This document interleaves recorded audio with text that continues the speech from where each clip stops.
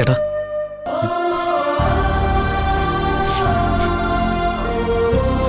എടാ നിങ്ങളെന്തിനു വിഷമിക്കുന്നേ? അവള് പോയതുകൊണ്ടാണോ? എടാ നന്നായി. ഇതുകൊണ്ടെല്ലാം അവസാനിച്ചു എന്ന് ഏട്ടൻ കരുതുന്നുണ്ടോ? അവസാനിക്കാതെ പിന്നെ ഏട്ടാ, ആ ഉദയഭാനുവിന്റെ സ്വഭാവം വെച്ച് അയാൾ അടങ്ങിയിരിക്കില്ല.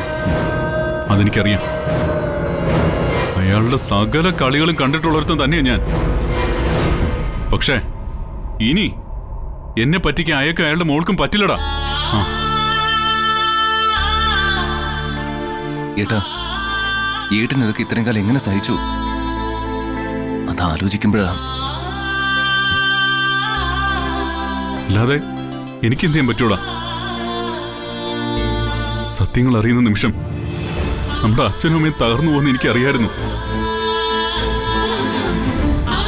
അവരൊന്നും അറിയരുതെന്ന് ഏറ്റവും കൂടുതൽ പ്രാർത്ഥിച്ചത് ഞാൻ തന്നെയാ.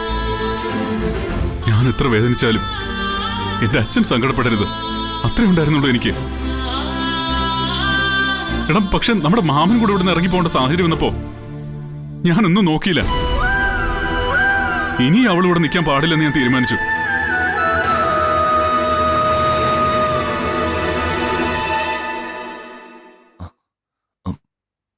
മാമൻ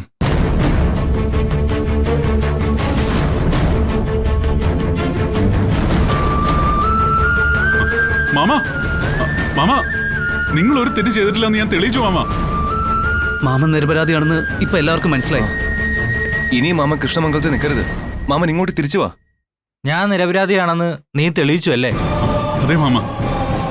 ഞാൻ ആ പണം മോഷ്ടിച്ചിട്ടില്ല എന്ന് വിശ്വസിക്കാൻ നിങ്ങൾക്കൊക്കെ തെളിവ് വേണമായിരുന്നല്ലേ? മാമ അങ്ങനെ ഉദ്ദേശിച്ചല്ല. ഒന്നും വേണ്ട, പറയണ്ട.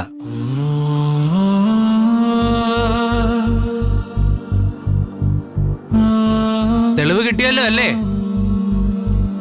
ഇപ്പൊ മനസ്സിലായോ ധർമ്മൻ ആരുടെയും 10 പൈസ മോഷ്ടിച്ചിട്ടില്ലെന്ന്?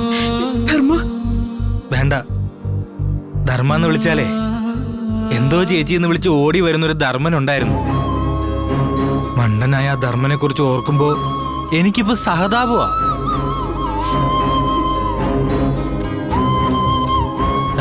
ആനന്ദേ, ഞാൻ കള്ളനെല്ലാം തെളിയിക്കേണ്ട ആവശ്യം എന്തായിരുന്നു? അത് തെളിയിക്കാൻ ഇറങ്ങി എന്തിനാടാ നീയായിട്ട് നിന്റെ ജീവിതം നശിപ്പിച്ചേ?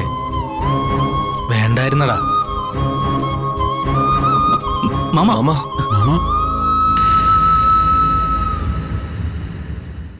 ദേവമംഗലത്തിന്റെ പടിയിറങ്ങുമ്പോ ഒരാള് പോലും എന്നെ ഒന്ന് വിശ്വസിച്ചില്ലല്ലോ എന്ന വേദനയോടെയാ ഞാൻ അവിടെ നിന്ന് ഇറങ്ങിപ്പോകുന്നത്.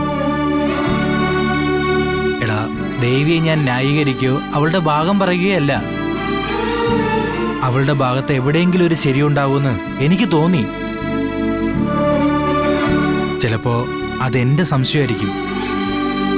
എനിക്ക് വലിയ ബുദ്ധിയും ബോധമൊന്നും ഇല്ലല്ലോ. എനിക്ക് തോന്നിയത് ഞാൻ പറഞ്ഞു, അത്രേ ഉള്ളൂ.